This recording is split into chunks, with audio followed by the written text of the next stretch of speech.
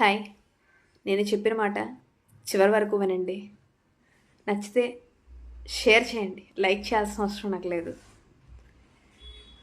ఒక తండ్రి 67 సంవత్సరాలు హాస్పిటల్లో జాయిన్ అయ్యారు. జాయిన్ అయ్యేసరికి ఆయనకి 2 కిడ్నీలు ఫెయిల్ అయిపోయాయి. ఎదుగొచ్చే కూతురు కొడుకు ఉన్నారు. తన భార్య కూడా ఉంది. తన భార్య కిడ్నీలు తనకి సెట్ కాలేదు. తనకు కొడుకు కిడ్నీ కూడా సెట్ కాలేదు. భార్యది వయసు పరంగా సెట్ కాలేదు. కొడుకుది తనకి ఏవో ఇష్యూస్ ఉన్నాయి, కుదరలేదు. తన కూతురిది మాత్రం ఖచ్చితంగా అతనికి సెట్ అయిపోయింది. పర్ఫెక్ట్ మ్యాచ్ అయిందనమాట. తన కూతురు ఇస్తానని ముందుకొచ్చింది. కానీ ఆ తండ్రి, అమ్మ నా జీవితం అయిపోయింది, ఇంకెన్నాళ్ళు, నువ్వింకా జీవితంలో చాలా చూడాలి, బ్రతకాలి అని అన్నాడు.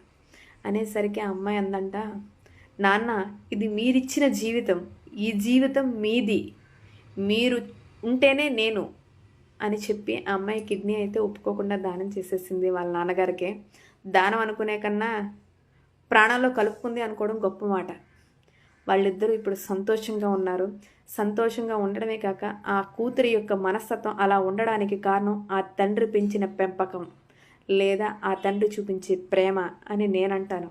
మీరు అవునంటారా కాదంటారా?